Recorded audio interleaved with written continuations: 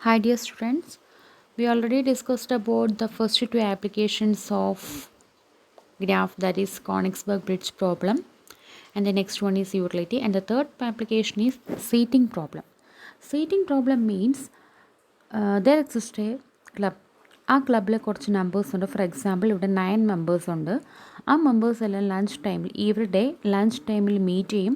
അപ്പോൾ മീറ്റ് ചെയ്യുമ്പോൾ പ്രത്യേകത എന്ന് പറയുന്നത് അവരുടെ സീറ്റിംഗ് അറേഞ്ച്മെൻ്റ് എന്ന് പറയുന്നത് ഓരോ ദിവസവും ഒരു മെമ്പറിൻ്റെ ലെഫ്റ്റിലും റൈറ്റിലും വരുന്ന നൈബേഴ്സ് എന്ന് പറയുന്നത് എൻറ്റയർലി ഡിഫറെൻ്റ് ആയിരിക്കും. അതുപോലുള്ളൊരു സീറ്റിംഗ് അറേഞ്ച്മെൻ്റ് ആയിരിക്കും നമ്മൾ യൂസ് ചെയ്യുന്നത്. Okay, a club which consists of some members, and every day at lunch time they will meet each other around over a round table, and their seating arrangement is like that. The neighbors, that is the left and right neighbors, is entirely different for each day. ഓരോ ദിവസവും വ്യത്യാസമായിരിക്കും.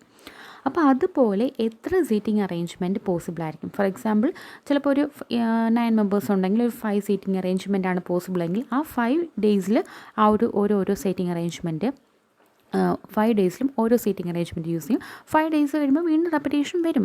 പക്ഷേ നമ്മൾ maximum ഇതേപോലെ റെപ്പറ്റേഷനൊന്നും ഇല്ലാതെ എത്ര അല്ലെങ്കിൽ entirely different neighbours ആയിട്ട് എത്ര സീറ്റിംഗ് അറേഞ്ച്മെൻറ്റ് പോസിബിൾ ആയിട്ടുണ്ട്, അതെങ്ങനെ നമുക്ക് സോൾവ് ചെയ്യാൻ പറ്റും, ആ seating arrangements number of seating arrangement എങ്ങനെ കണ്ടുപിടിക്കാൻ പറ്റും, അതാണ് നമ്മളെ ഇവിടുത്തെ ക്വസ്റ്റ്യൻ.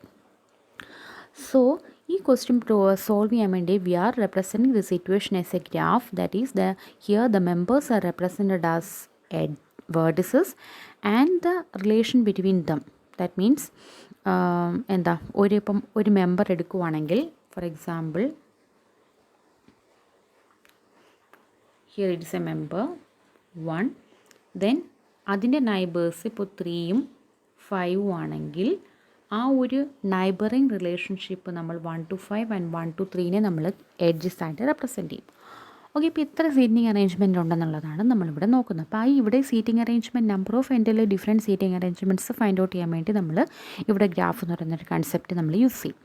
അപ്പോൾ നമ്മൾ ഫസ്റ്റ് ഡിസ്കസ് ചെയ്ത 2 ആപ്ലിക്കേഷൻസിലും ഒരു പ്രോബ്ലത്തിന് സൊല്യൂഷൻ ഇല്ല എന്ന് കാണിക്കാൻ വേണ്ടിയായിരുന്നു നമ്മൾ ഗ്രാഫ് യൂസ് ചെയ്തതെങ്കിൽ ഇപ്പോൾ പറയുന്ന 3rd ആപ്ലിക്കേഷനിലും നെക്സ്റ്റ് 4th ആപ്ലിക്കേഷൻസിലും നമുക്ക് ഒരു പ്രോബ്ലം സോൾവ് ചെയ്യുന്നതിന് വേണ്ടിയിട്ടാണ് നമ്മൾ ഗ്രാഫിക്കൽ റെപ്രസെൻറ്റേഷൻ യൂസ് ചെയ്യുന്നത്. Okay, so 9 members of a new club meet each day for lunch at a round table, and they decided to sit such that every member has different neighbors at each lunch. How many ways can this arrangement be possible?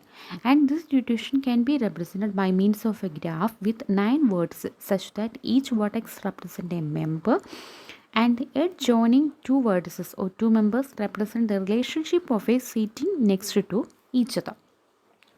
Okay, ഇപ്പോൾ ഇവിടെ ഒരു എക്സാമ്പിളായിട്ട് നമ്മൾ 9 മെമ്പേഴ്സാണ് consider ചെയ്തിട്ടുള്ളത്.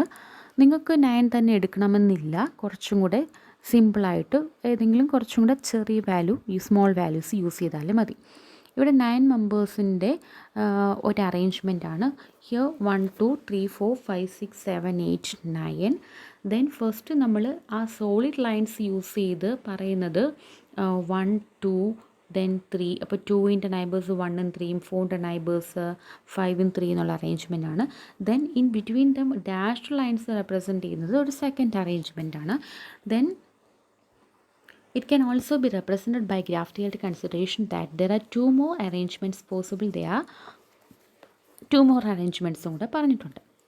So ഇവിടെ നമ്മൾ graphically represent ചെയ്യുമെന്ന് പറഞ്ഞു. അതായത് ഗ്രാഫിക്കലി നമ്മളിങ്ങനെ വരച്ച് നോക്കിയിട്ട് എത്ര അറേഞ്ച്മെൻറ്റ്സ് പറ്റുമെന്ന് നോക്കും. അതിനെ ബേസ് ചെയ്തിട്ടുള്ള ഒരു അറേഞ്ച്മെൻറ്റാണ് നമ്മളിവിടെ സ്പെസിഫൈ ചെയ്തേക്കുന്നത്, നല്ല അറേഞ്ച്മെൻറ്റ്. അപ്പം ഞാൻ ഈ ഒരു അറേഞ്ച്മെൻറ്റ് വെച്ച് പറയാതെ നിങ്ങൾക്കൊരു ചെറിയ എക്സാമ്പിൾസ് വെച്ച് പറയാം. അപ്പോൾ ആ എക്സാമ്പിൾസ് വേണമെങ്കിൽ നിങ്ങൾക്ക് എക്സാമിന് ചോദിക്കുമ്പോൾ ആ എക്സാമ്പിൾ എഴുതാം. അതല്ല എന്നുണ്ടെങ്കിൽ നമുക്ക് ഈ നോട്ടിൽ തന്നിരിക്കുന്ന എക്സാമ്പിൾ തന്നെ എഴുതാം. ഓക്കെ, അപ്പോൾ ഇതിന് നമ്മളുടെ ജനറലൈസ് ചെയ്തൊന്ന് പറയുവാണെങ്കിൽ ഫോർ n മെമ്പേഴ്സ് ഉണ്ടെങ്കിൽ if n is odd, number of seating arrangement is n-1/2, and if n is even, number of seating arrangement is n-2/2. So here n is 9, that is an odd value. So number of seating arrangement is n-1/2, which is equal to 8/2 equal to 4. So 4 seating arrangement ആണ് നമ്മളിവിടെ represent ചെയ്തത്. അപ്പം ഞാൻ കുറച്ചും കൂടെ സിമ്പിളായിട്ട് എന്നിൻ്റെ value 6 എടുത്തു. That means 6 members. So 1 2 3 4 5 6 members. 1 2 3 4 5 6. അപ്പോൾ ഇനിഷ്യലി ഒരു റിലേഷൻഷിപ്പ് എന്ന് പറയുന്നത് ഇതേപോലൊരു സർക്കിൾ അങ്ങ് വരച്ചു. സോ 1 2 3 4 5 6 1.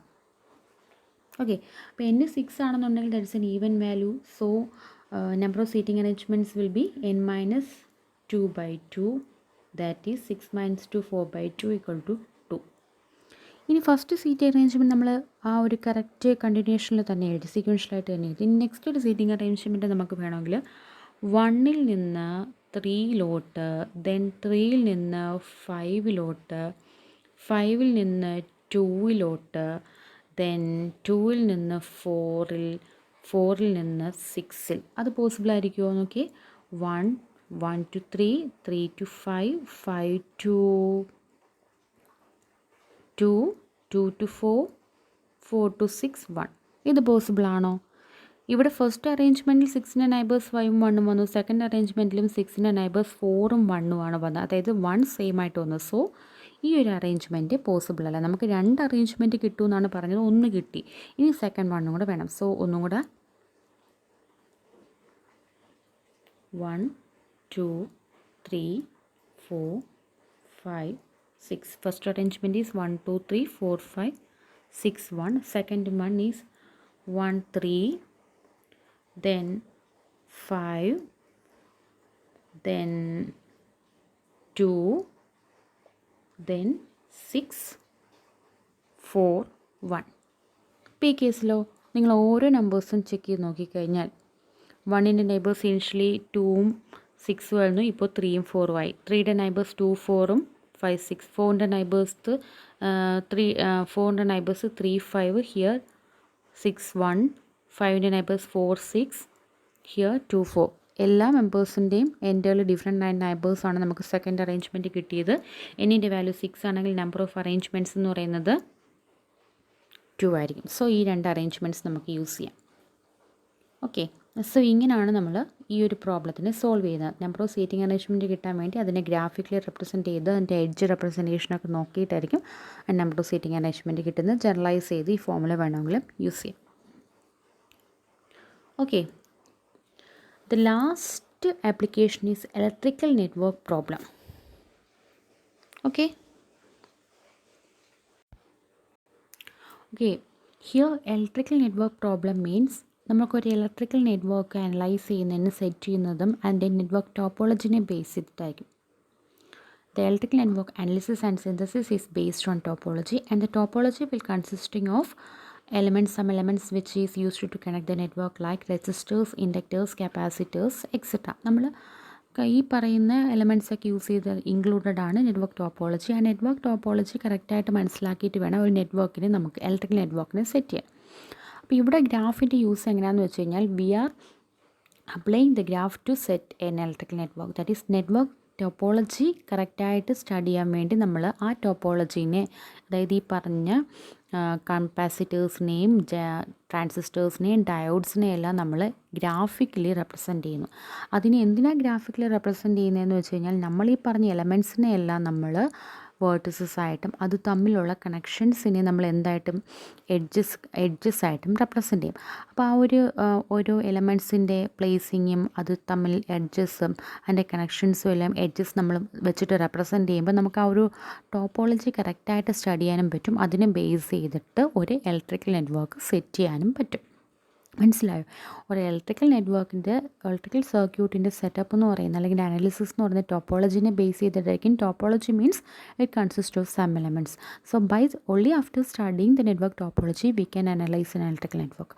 അപ്പോൾ ആ ടോപ്പോളജി സ്റ്റഡി ചെയ്യണം. ദാറ്റ് മീൻസ് ആ ടോപ്പോളജിയിലുള്ള എലമെൻറ്റ്സിൻ്റെ ലൊക്കേഷനിങ്, പൊസിഷനിങ്, അത് തമ്മിലുള്ള കണക്ഷൻസും കാര്യങ്ങളും എല്ലാം ഐഡൻറ്റിഫൈ ചെയ്യുന്നതിന് വേണ്ടി നമ്മളതിനെ ഗ്രാഫിക്കലി റെപ്രസെൻറ്റ് ചെയ്യുന്നു.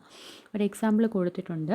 Here the first one is N electrical network and the second one is the corresponding graph representation. So here In drawing the graph of an electrical network, the junctions are represented by vertices and the branches are represented by edges. അപ്പോൾ അതിൻ്റെ ഒരു എക്സാമ്പിളാണ് ഈ പറഞ്ഞത്. So first to ആപ്ലിക്കേഷൻസിലും നമുക്കൊരു പ്രോബ്ലത്തിൻ്റെ solution ഇല്ല എന്ന് കാണിക്കാൻ വേണ്ടി അതിനെ ഗ്രാഫിക്കൽ റെപ്രസെൻറ്റ് ചെയ്തു. And the last two applications we are using the graph representation to solve some problem. Seating arrangement കണ്ടുപിടിക്കാൻ ഗ്രാഫിക്കൽ റെപ്രസെൻറ്റ് ചെയ്യുന്നു. ഇലക്ട്രിക്കൽ നെറ്റ്വർക്ക് സെറ്റ് ചെയ്യാൻ വേണ്ടിയിട്ടും അതിനെ നമ്മൾ ഗ്രാഫിക്കലി റെപ്രസെൻറ്റ് ചെയ്യുന്നു. ഓക്കെ, അപ്പം നിങ്ങൾക്ക് എല്ലാവർക്കും മനസ്സിലായി കാണുമെന്നാണ് വിശ്വസിക്കുന്നത്. Okay, thank you.